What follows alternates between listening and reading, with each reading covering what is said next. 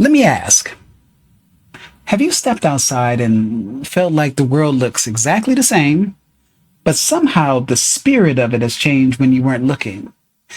Not in a dramatic science fiction way, no flash of light, no portal opening, just a quiet sensation that something in the atmosphere kind of feels off. I mean, the people move the same. People talk the same. They buy the same Starbucks coffee. They scroll the same apps, Instagram, TikTok, whatever. Yet there's a subtle emptiness in the rhythm of daily life.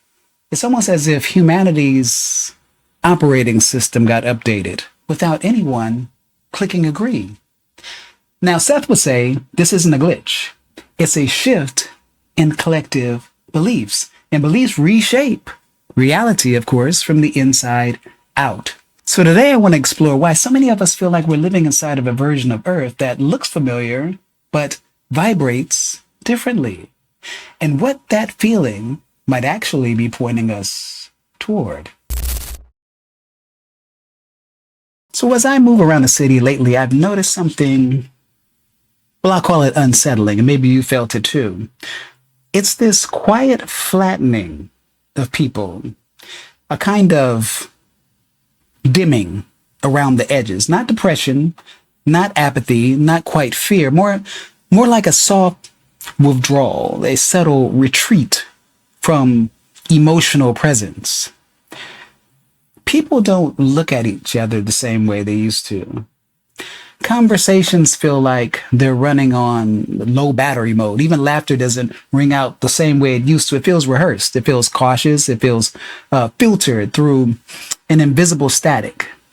You know, Seth once said, the quality of your perception reflects the quality of your beliefs. So when humanity starts feeling hollow, we're actually sensing the beliefs that people are running on. Stuff like stay guarded. Don't trust too fast. Don't show too much. Don't look too deeply. It's not that humanity changed overnight. It's that the beliefs that hold up this version of humanity have shifted.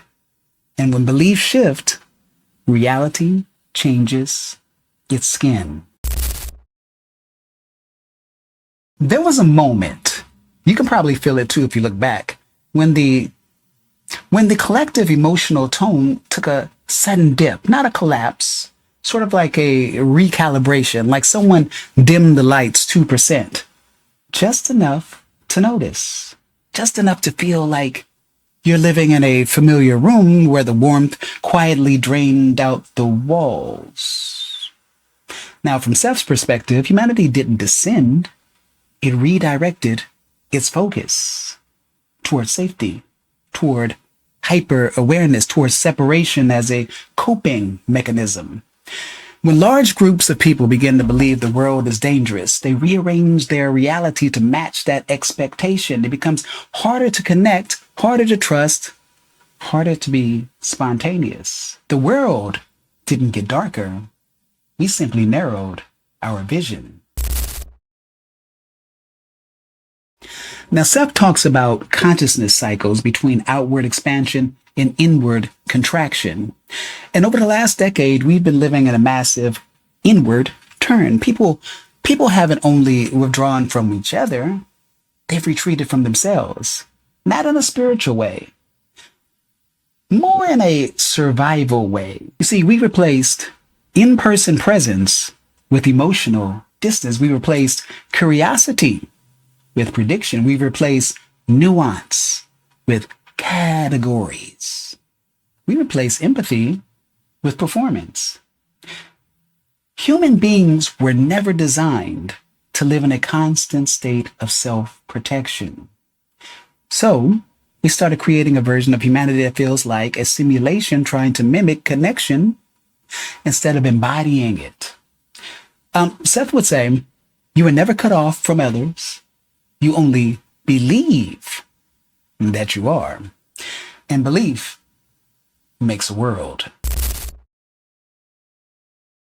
Now here's where it gets interesting. Technology did not cause this shift. It simply amplified the beliefs that we were already forming beneath the surface. Think about it. If you believe that people are unpredictable, you gravitate towards screens where you can control the interaction. If you believe your voice won't be heard, you seek platforms where you can broadcast instead of communicate. If you believe that you are misunderstood, you curate instead of express. Technology didn't steal our humanity. It reflected the version of ourselves we were already drifting toward. Seth always said that physical reality is a symbolic expression of inner events. Technology is simply one of those symbols, magnified, electrified, and addictive. It's not the villain. It's the mirror we're afraid to look into for too long. Then came AI, not as a replacement for humans, but as a strangely precise reflection of what we're missing. You see, AI listens patiently because we've forgotten how. AI sounds confident because we've grown emotionally timid. AI speaks clearly because half of us are too overwhelmed to articulate feelings anymore. And that's the secret nobody wants to admit. AI feels comforting because we have not been comforting to each other. Seth would say that AI is a physical expression of our belief in efficiency over presence, in predictability over vulnerability, convenience over intimacy. AI is not taking our humanity. AI is exposing the places where we've set it down. So the question is, why does the world feel like a knockoff version of itself? Because the shared emotional field, the psychic atmosphere Seth talks about, has become fragmented. We are not perceiving one collective reality anymore. No, we are tuning into personalized micro realities that reflect our choices, that reflect our fears, and reflect our expectations. The result?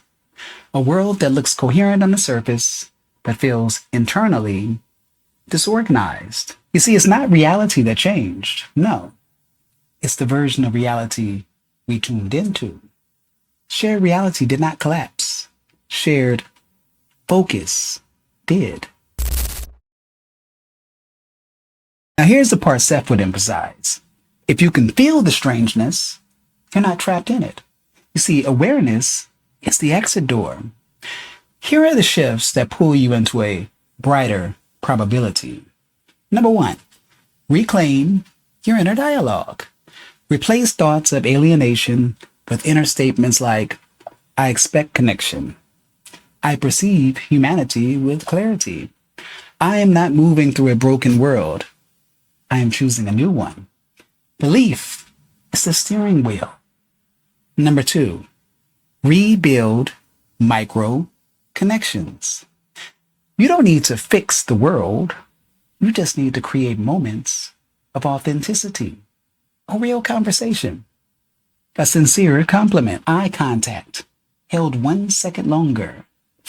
These tiny acts reroute your frequency. And number three, use your inner senses. Seth teaches that inner senses are more accurate than physical ones. Tune into the emotional tone of a room, the vitality underneath appearances, the quiet intuition that tells you this moment is alive. Inner sensing reboots your perception. Number four, choose your timeline deliberately. Instead of asking what's wrong with people, ask what version of people am I expecting? What emotional world am I stepping into? You see, expectation is reality's blueprint. So in closing, humanity is not broken. It's simply disoriented. We're not less human. We're just less present. And the good news is presence is a choice, not a resource. If the world feels off brand, that's your signal to become more intentional about the reality you're selecting to bring humanity back online by embodying it yourself. Because rebellion in this era doesn't look like fighting the system. Rebellion in this era looks like showing up as a whole human being in a world that keeps nudging you to fragment. Choose your timeline. Choose your beliefs. Choose your version of Earth. The rest will follow.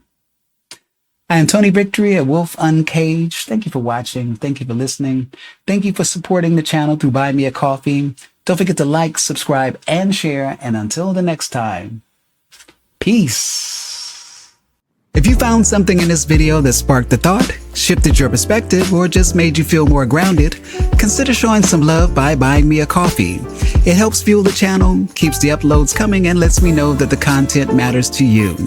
The link's right below in the description or on my channel banner. No pressure, just appreciation if you're moved to support. And as always, thank you for watching, thank you for listening. I am Tony Victory, a Wolf Uncaged. Thank you. Peace.